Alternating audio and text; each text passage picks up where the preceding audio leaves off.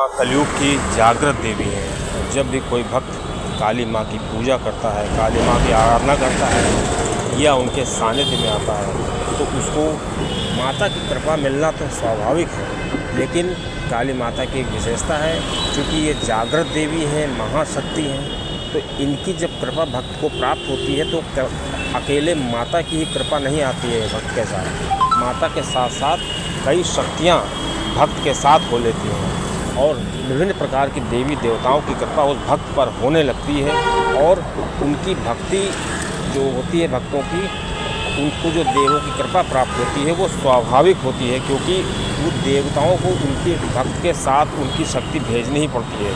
अब दोस्तों आइए जानते हैं कि जो काली माता के भक्त होते हैं उनके साथ कौन कौन सी शक्तियाँ आ जाती हैं उनकी रक्षा करने के लिए, और देवता क्यों मजबूर हो जाते हैं उस भक्त की रक्षा करने के लिए। दोस्तों आइए जानते हैं। मेजर टिप्स सिग्नम चैनल में आपका स्वागत है। आपको जानकारी अच्छी लगे तो वीडियो को शेयर करिएगा।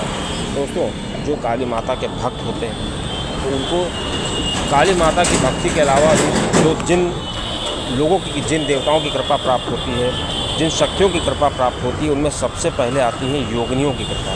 दोस्तों आपको पता होना चाहिए कि 64 योगिनियाँ होती हैं। ये जो योगिनियाँ होती हैं ये माता की सहायिका होती हैं, माता की तरह शक्तिशाली होती हैं और ये माता की समय समय पर युद्ध में और हर तरह से रक्षा करती हैं। और दोस्तों योगिनियों का एक बहुत ही महत्वपूर्ण कार्य ये है कि जब भी कोई भक्त माता की पूजा करता है, माता के शरण में आता है, तो ये योगिनियाँ पहले तो उस भक्त की परीक्षा लेती हैं और परीक्षा में अगर भक्त पास हो जाता है तो ये जो योगिनियाँ हैं इस भक्त की जो है हमेशा रक्षा करती हैं, उसकी देखभाल करती हैं और कहीं पर उसको कोई आँच ना आने पाए, ऐसा होता है। दोस्तों ये जो 64 योगिनियाँ होती हैं उनमें जो प्रमुख 10 महाविद्याएँ होती हैं और जो 10 महाविद्याएँ हैं ये बहुत ही ज़्यादा शक्तिशाली होती हैं और काली माता जो होती हैं ये प्रथम महाविद्या होती है। और दोस्तों जो अन्य योगिनियाँ होती हैं वो सिद्ध विद्याएँ होती हैं, लेकिन उसमें 10 बहुत महत्वपूर्ण हैं और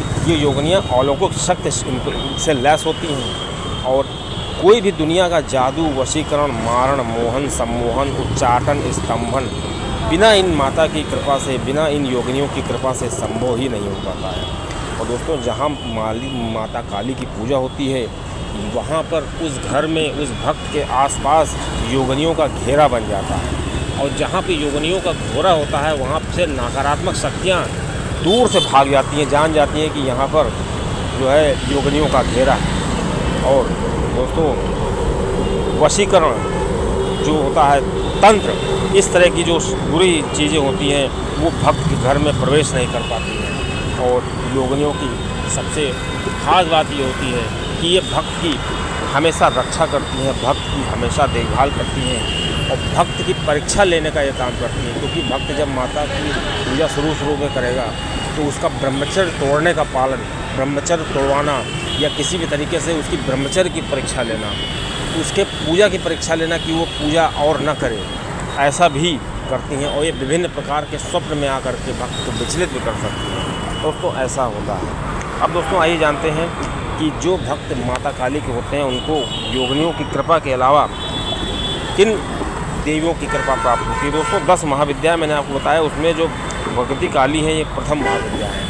और दोस्तों काली जी के ही रूप में विभिन्न जो महाविद्याएँ हैं ये समय समय पर विभिन्न परिस्थितियों में, विभिन्न रूपों में काली जी ही विभिन्न रूपों में अपना अवतार लेती हैं। और ये महाकाली जो है प्रथम महाविद्या है और ये उग्र और सौम्य दोनों प्रकार की महाविद्याएं इसमें होती हैं 10 महाविद्याओं में। और दोस्तों इन 10 महाविद्याओं में से 3 महाविद्या बहुत ही महत्वपूर्ण हैं। और दोस्तों काली भक्त किसी भी महाविद्या को आसानी से प्राप्त कर सकता है अगर उस काली की साधना करता है और काली जी उस पर प्रसन्न है और उसको शिव भक्ति तो प्राप्त होती ही है। अब दोस्तों काली जी की महिमा आप ऐसे समझ सकते हैं कि राम, श्री ब्रह्मा, विष्णु, महेश सहित यम, रावण सहित सभी लोगों ने श्री काली जी की शक्ति प्राप्त की, काली जी से ही अपनी सारी विद्याएं प्राप्त की और वो विश्व में बहुत ही ज़्यादा अपना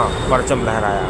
दोस्तों महाविद्या का स्वरूप जो होता है वो काली जी के स्वरूप में ही आता है। दोस्तों अनेक देवता को प्रसन्न करके, इसी महाकाली को, इसी महाविद्याओं को प्रसन्न करके वो देवता अजय बन गए। तो दोस्तों आप इस महाकाली की विद्या को, आप महाकाली की जो कृपा है उससे आप समझ गए होंगे कितनी कृपा होती है। दोस्तों अगर क्रोध में दर्शन होते हैं माता काली के और स्वप्न में अगर आपको दर्शन होते हैं तो ये प्रथम महाकाली जो होती हैं वो अपनी जो प्रसन्नता, अपना क्रोध भक्त को दिखा देंगी अगर भक्त सही पटरी पर नहीं चल रहा होगा। अब दोस्तों ये जो महाकाली होती हैं, जो महाविद्याएं होती हैं, उसमें श्री माँ तारा और त्रिपुर सुंदरी भैरवी, इनकी कृपा जब भक्त को प्राप्त हो जाती है, क्योंकि माँ तारा और त्रिपुर भैरवी और माता काली ये 3 प्रमुख महादेवी हैं। अब दोस्तों आप माँ तारा की शक्ति का अंदाज़ा ऐसे लगा सकते हैं कि जब श्री शिव जी ने विष का पान किया था तो श्री शिव जी विचलित हो गए थे जब समुद्र मंथन हुआ था।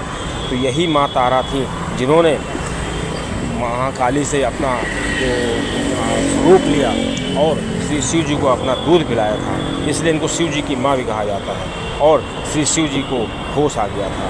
अब दोस्तों त्रिपुर भैरवी जो है माँ काली का जो है विग्रह रूप से प्रकट हुई थी, और इनकी जब जो भक्त पूजा करते हैं त्रिपुर भैरवी की, उनकी कुंडली और जागरण हो जाती है और योग साधना की इनको देवी कहा जाता है। दोस्तों त्रिपुर सुंदरी माँ काली जो पूजा करते हैं, त्रिपुर सुंदरी भी इन्हीं का रूप है, और इनकी पूजा करने से भक्त को ऐश्वर्य, भोग और मोक्ष सभी प्राप्त होते हैं। इनको मोक्ष की देवी भी कहा जाता है।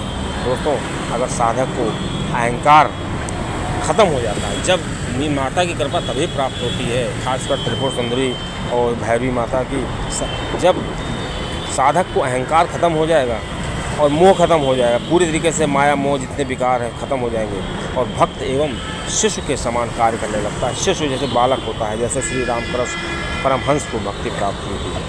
अब दोस्तों आइए जानते हैं अगले जो देवता हैं जिनकी माता की भक्त होते हैं, उनको माता की कृपा के साथ साथ उनकी कृपा प्राप्त होती है, वो है श्री हनुमान जी और श्री भैरव जी।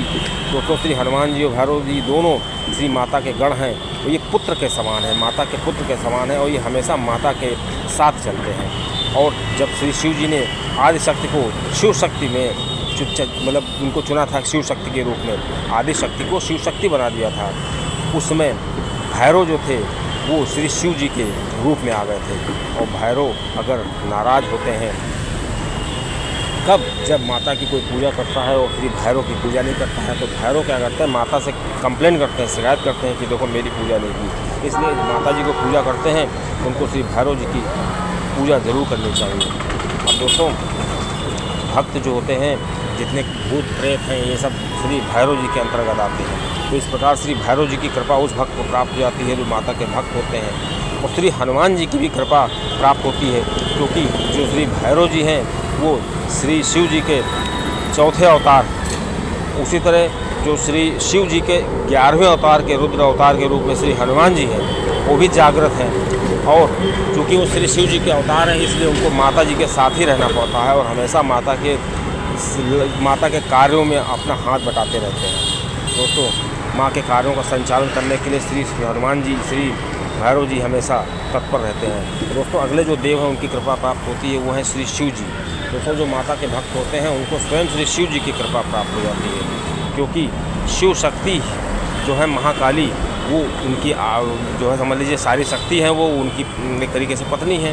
दोस्तों माँ की पूजा करते हैं जो भक्त, उनको शिव की कृपा हमेशा प्राप्त होती है। और दोस्तों माँ की कृपा से भक्त को भोलेनाथ की कृपा मिल जाती है, बहुत बड़ी बात है।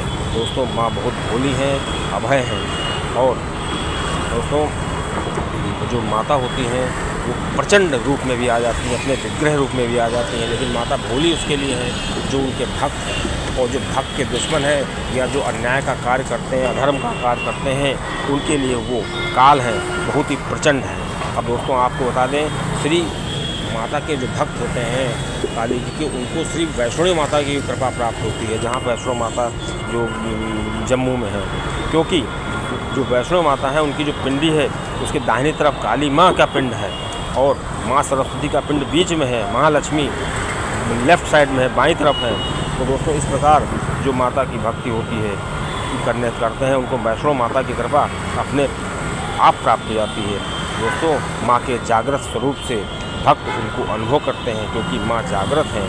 तो माँ के भक्तों में उत्कंठा होती है, हमेशा जानने की कोशिश करते हैं कि माँ कैसी है, माँ के स्वरूप कैसे हैं, माँ के इतने रूप कैसे हो गए। क्योंकि माँ ने जो अपने रूप लिए थे वो अनेक परिस्थितियों में, विभिन्न कारणों से, विभिन्न अवसरों पर, विभिन्न राक्षसों को मारने के लिए विशेष परिस्थितियों में अवतार लिए थे।